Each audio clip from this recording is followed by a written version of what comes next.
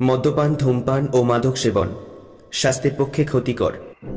বাংলা এবং ইংরাজি সাহিত্যের রোমাঞ্চকর কিছু গল্প ও পুরাণ কাহিনী দিয়ে সাজানো আজ আমাদের এই বিশেষ নিবেদন।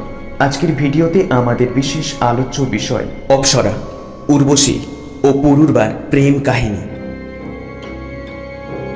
সুন্দরী শ্রেষ্ঠা ও অনন্ত যৌবনা অপ্সরা উর্বশী অপরূপ রূপ লাবণ্যময়ী স্বর্গের অপ্সরী। উর্বশীর কিভাবে জন্ম হয়েছে তা নিয়ে নানা ধরনের মত প্রচলিত আছে। কারো কারো মতে উর্বশী নারায়ণের অরু ভেদ করে জন্মগ্রহণ করে, তাই তার নাম হয় উর্বশী। আবার এই কথাও বলা হয় সমুদ্র হতে উর্বশীর জন্ম।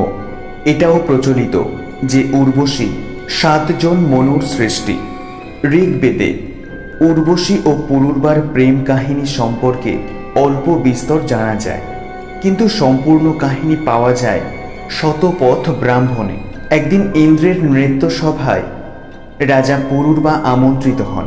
নৃত্যের জন্য উর্বশীকে অনুরোধ করলে তিনি নৃত্য শুরু করেন, কিন্তু উর্বশী রাজা পুরুরবার সৌন্দর্যে মুগ্ধ হয়ে তার দিকে দৃষ্টি দিলে উর্বশীর নৃত্যের ছন্দ ভঙ্গ হয়। ফলে ইন্দ্র উর্বশীকে অভিশাপ দেন এবং তাকে পৃথিবীতে সাধারণ মানুষ হিসেবে বসবাস করতে হবে। উর্বশী এই অভিশাপ শোনার পরে দেবতা ইন্দ্রের কাছে একটি আর্জি করেন। উর্বশী মর্তলোকে পুরুরবার স্ত্রী হিসেবে থাকতে চান।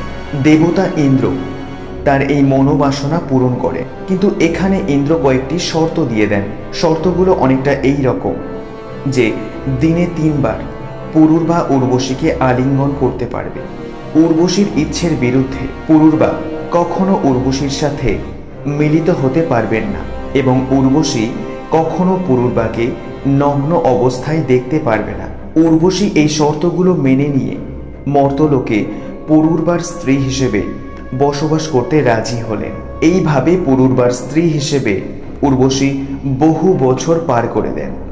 বহু বছর গত হবার পর স্বর্গের সভাসদগণ স্বর্গে উর্বশীর অভাব অনুভব করলেন। এখন কিভাবে তাকে ফিরিয়ে আনা যায় সেই পথ খুঁজতে থাকেন।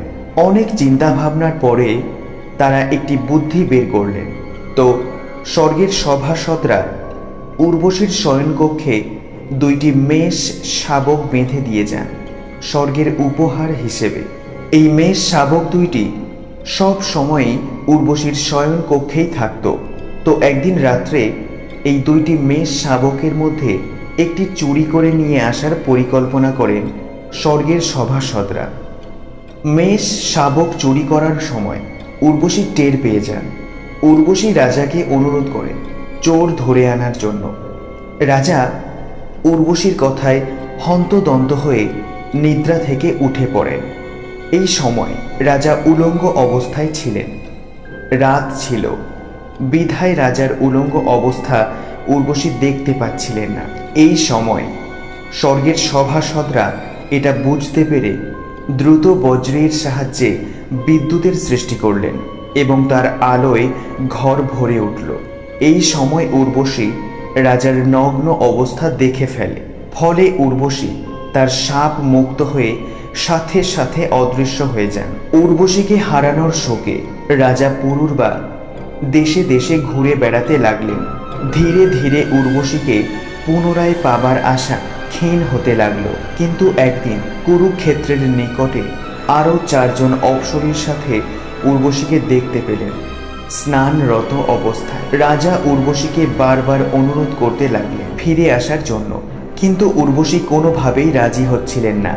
এইভাবে বেশ কয়েকদিন যাবার পর একদিন উর্বশী বলেন, বছরের শেষ রাতে আসলে আমি তোমার সাথে শয্যা গ্রহণ করব। এর ফলে আমাদের একটি পুত্র সন্তান জন্ম হবে। তো রাজা পুরুরবা বছরের শেষ রাত্রিতে এসে উর্বশীর সাথে শয্যা গ্রহণ করলেন এবং তাদের একটি পুত্র সন্তান জন্মগ্রহণ করল। এভাবে প্রতি বছরের শেষ দিন উর্বশী ও পুরুরবার মিলন হতে থাকলো এবং প্রতি বছর একটি করে পুত্র সন্তান জন্ম নিতে থাকলো। বলা হয় যে উর্বশী ও পুরুরবার পুত্র সন্তানের সংখ্যা 5 জন। একদিন উর্বশী এসে পুরুরবাকে বললেন যে দেবতা তোমার মনের ইচ্ছা পূরণ করবে, তবে একটা শর্ত আছে। পুরুরবা শর্ত শুনতে চাইলেন। উর্বশী বলল, স্থায়ীভাবে মর্তলোক ছেড়ে স্বর্গলোকে এসে সাধারণভাবে জীবনযাপন করতে হবে। এই জন্য তাকে একবার মৃত্যু গ্রহণ করতে হবে। পুরুরবা এই শর্তে রাজি হয়ে গেলেন। এরপর থেকে উর্বশী ও পুরুরবা একসাথে বসবাস করতে শুরু করলেন। শেষ হলো আজকের নিবেদন। উর্বশী ও পুরুরবার বৈশিষ্ট্যযুক্ত সবচেয়ে বিশিষ্ট পৌরাণিক কাহিনী হল পুরুরবার সাথে তার বিবাহ সম্পর্কে একজন নশ্বর রাজা, যিনি প্রাচীন ভারতের একটি কিংবদন্তি রাজবংশ চন্দ্রবংশের প্রতিষ্ঠাতা হিসাবে কৃতিত্বপ্রাপ্ত। পুরাণটি প্রথম ঋগ্বেদে বর্ণিত হয়েছে, যেখানে এটি তাদের মধ্যে কথোপকথনের আকারে উপস্থাপন করা হয়েছে। ভিডিওটি ভালো লাগলে অবশ্যই চ্যানেলটিকে সাবস্ক্রাইব করে পাশে থাকা বেল আইকনটি প্রেস করে রাখবেন আমাদের ভিডিও সবার প্রথমে দেখার জন্য। গল্প পাঠে আমি নীল। দেখা হচ্ছে নেক্সট ভিডিওতে।